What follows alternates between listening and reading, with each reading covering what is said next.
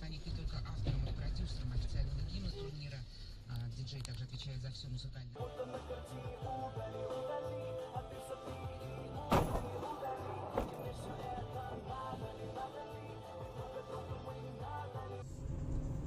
Опа!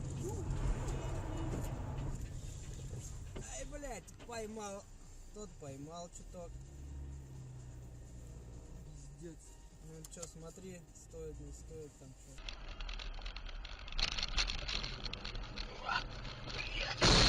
Твою, сука, мать, а!